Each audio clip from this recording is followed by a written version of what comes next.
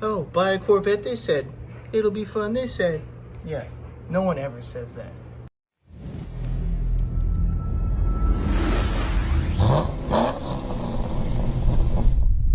What's going on, everybody, and welcome back to the channel. So it's been about a week since I sold the Ram, and as you can see behind me, it's gone.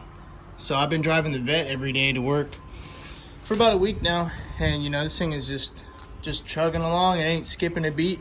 No problems with it at all. Damn, look how freaking shiny that thing looks. Wow. So what I did so far, I did put these little splash guard things on there. These are actually kind of some cheap eBay ones that actually fit up pretty well. So I just wanted to keep the paint job as pristine as I can, you know, especially with the tires throwing stuff over here and whatnot. So small thing that I did. Thought you guys, that's no big deal. They're pretty easy to install. You got to drill some holes on the rear sections if you got a base, which I do. So I had to put a couple holes in there for it to fit. But as you can see, our parts are stacking up. We got all of our transmission fluid. We got our diff fluid. We got our little pump. We're gonna go ahead and do that today. I also got some other things to address some other things on the car.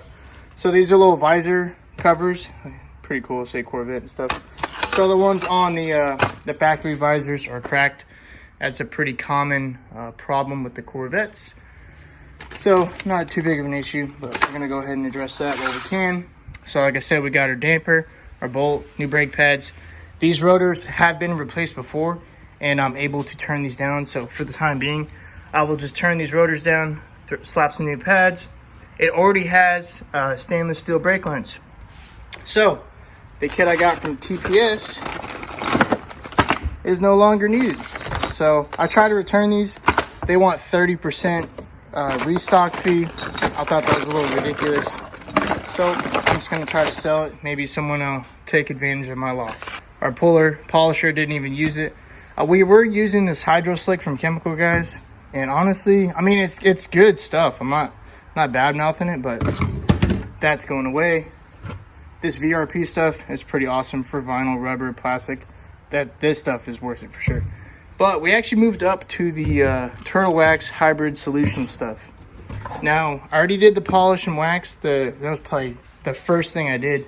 And the paint is like silky smooth. There's no scratches, there's no swirls. I mean, you guys can clearly see me in there. So that stuff is awesome. Then I went and hit it with the ceramic spray a couple days ago. And yeah, it's holding up pretty well so far. I'm gonna wash it this weekend and see how you know, it sheets the water and stuff like that. So I did the glass, the top, I did all the paint. I didn't do the wheels because I don't really care about them. But everything else is nice and clean, so we're gonna go ahead and give it a wash.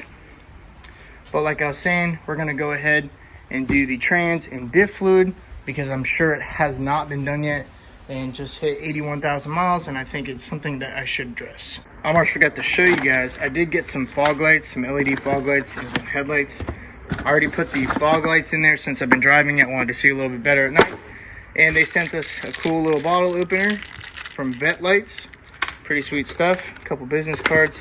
And you know what I'm most excited for? Frickin' sticker. It's gonna go be put on the compressor.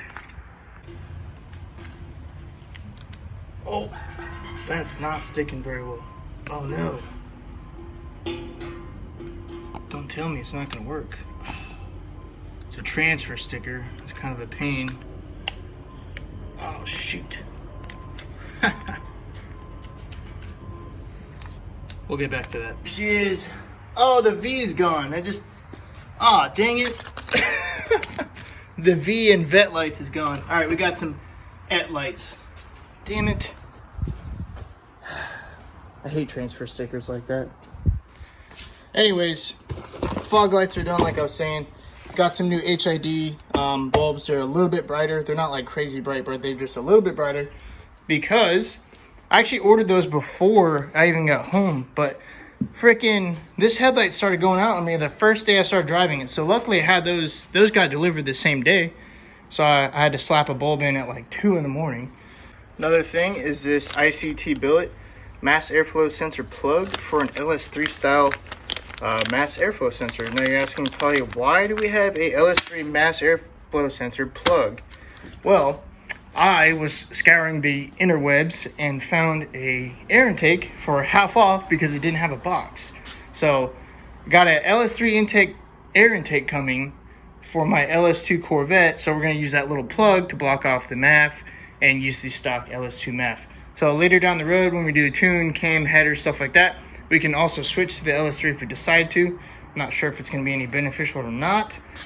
But here we have our long tubes from OBX, and I'm actually pretty impressed with the quality. Like, everything is fully welded. I don't know why people hate on these so much, but I mean, it's all fully welded. It's got this style clamp. It's got the little donut gaskets. I mean, everything is like pretty nice. Like, I don't know how it's gonna fit. We'll figure it out. I mean, we'll see. When I was changing the fog lights on this side, I noticed that the radiator support, that's what this guy is, was cracked. I think like right around either here or here. So this one is actually an aftermarket unit. It's not GM, it's not factory. But as you can see, there's added supports there. There's already the rib nuts that I guess a lot of people have issues finding or putting in or something like that. And all the welds are way nicer than the factory one. I mean, maybe not that one, but hopefully it holds up. It was cheap, it was like 105 bucks. And yeah, so hopefully this is a little bit nicer than the factory style one, because ours is cracked, and I guess that's a very common problem. So that's on the agenda for today. We'll do the trans fluid, do the diff fluid, probably some miscellaneous stuff. We got to jack the car up. I'll show you these little pads that I got for jacking points and stuff like that, so they're pretty cool. So we'll go ahead and change that out, and then I go drive it around, make sure everything works properly. Can't believe I didn't tell you guys about it. Some of you probably even noticed, but like, what's not behind me? What's gone? The Camaro is gone, you guys. The Camaro is at the fab shop currently. I took it there on Tuesday of this week. So super awesome, super friendly, nice guy. And you know, this guy does stellar work. He's doing Dr. Tunamal's cage, his truck, and man, that thing's gonna be a beast. But we talked to him about some other things that we didn't really think about. We had in mind about an anti-roll bar, shock relocation, stuff like that. So after talking to him, probably gonna go ahead and just do it all at once. That way we can tie everything into each other. So we'll have a new support bar in between their factory frame rails. They'll be boxed, they'll be plated, they'll be super strong. And the bars that go from the main hoop down through the trunk are gonna tie into that bar as well. So everything will be tied into each other from the front to the back. We're gonna go ahead and do some forward bars through the firewall to the frame. And those are gonna be removable just in case we gotta take the frame off for whatever reason. So the Camaro will be gone for a few weeks, which is fine. Gives me some time to work on the Vette. I've got another vehicle lined up. It's gonna be just a truck, just a daily thing. It probably won't be on the channel. It's a high mileage Ford F-150. So I'm not a Ford guy, but I can't really beat the price that we're gonna get it for. Plus it keeps the Vette in the garage, miles off the Vette, stuff like that. So it allows us some time to get things done that need to be done, like the brakes, the balancer, stuff like that. Because I gotta pull the rack to do the balancer. I gotta take the bumper off to do the radiator support. So I try to do all that at once. That way I can take the bumper off one time, get it all done, put it back, and be done. So Corvette is in 4x4 mode currently. So what I did was put some pieces of wood underneath the wheel.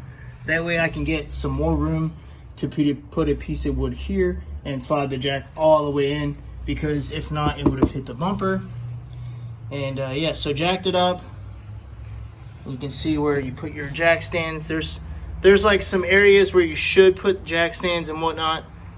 There's a graphs online and whatnot about where to jack it, how to jack it, stuff like that. Same thing with the rear. I don't have to put wood under there, but I do put a piece of wood on the frame when I jack it, just in case it wants to chip or break. There's no metal on metal. And then the jack stands just sit there nice. And what I wanted to show you guys are these cool little jack pads that I got from, actually, no, I think it was just from Amazon. Pretty cheap. Oh man, look at all that crap. I just saw that. That is not for me, guys. I promise you that. That is from someone improperly jacking a Corvette. That one, yeah, that's all just road grind. Oof, I need to clean that. I shouldn't even have looked at it. Either way, yeah, these are cool little jack pads. I mean, they're in there too. So you put them in, twist them, and then you tighten these two bolts down, and they're permanent jack pads. So you don't have to take these out, put them back in the trunk, put them in your car or whatever. So these stay on the car, so if you do take it to a shop or whatnot, it's already there. So you don't have to worry about, you know, bringing stuff for them to put together or not. So nice thing about these is it gives more room off of the body. That way this does not happen. I can't say I'm upset about this, but I'm sure it happens to a lot of Corvettes, just because I don't think people pay attention when they put the posts under here and realize it's too freaking low and you're gonna crush your body. So I would have been super pissed if this happened to me. But I mean, I don't take my vehicles anywhere except for my dad's shop, do like alignments and shit like that. So yeah, it's just a nifty little 20 bucks, saves you some time. And yeah, these are kind of nice. I mean, all four of them, you can see the little red pucks.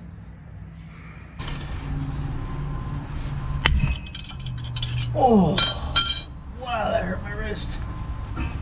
Whew. Jesus. Ugh.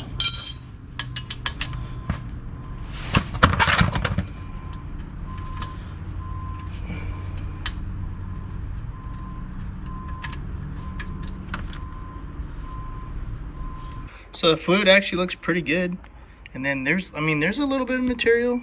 But I mean, this is a clutch, like, not clutch, but you know, the clutch packs are limited slip, so it's gonna have some stuff in it. But it's actually pretty clean. Maybe it has been changed before. I don't know. But I mean, everything looks good. Go ahead, put these back on. Go ahead and fill her back up. So I'll show you guys. This was a 10mm Allen key, and then just a 11/16 wrench. Don't matter about wrench size. I just put the wrench on here to help me try to break it free. Almost broke my wrist freaking doing it too. So they're not in the best spot. There's the drain. It feels all right. It looks like it's easier to get to, but you still can't get to it. So you got to use a little wrench and then have it poking off. Or if I had a socket, that would work too, but I don't.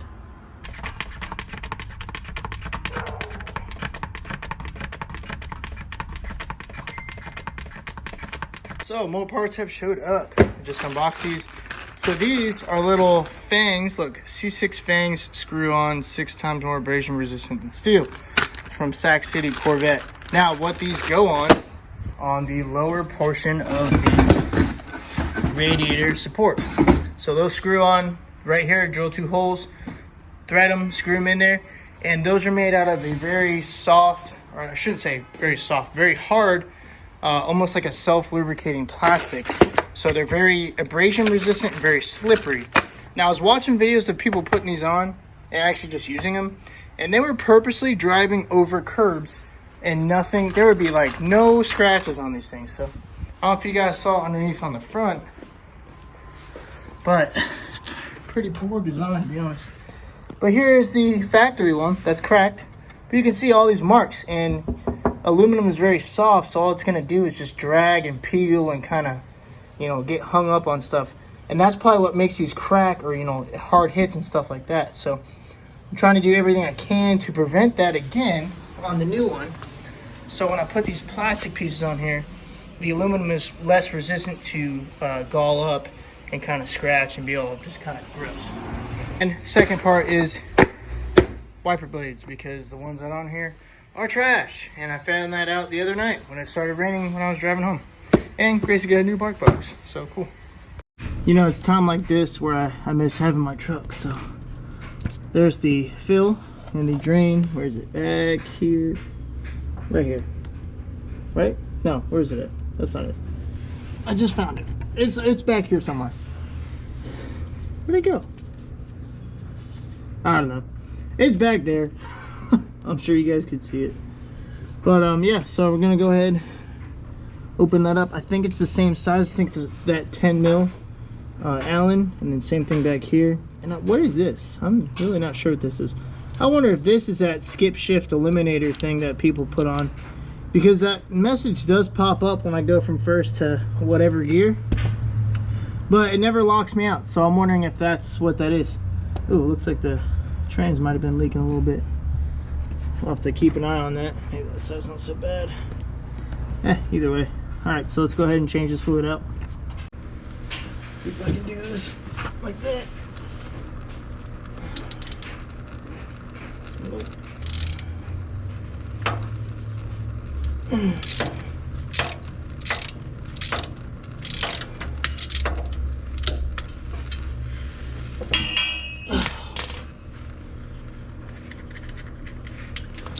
Oh, buy a Corvette, they said. It'll be fun, they said. Yeah, no one ever says that. Look, it's a mirror though. I made a mirror out of transmission fluid. It's actually really clear. All right, well, got my giant mess cleaned up and put the new wiper blades on. I went with Bosch 21As. They fit very nice and they work very good. So that's why I got them. Oh, what the hell is that? Woo! What the frick?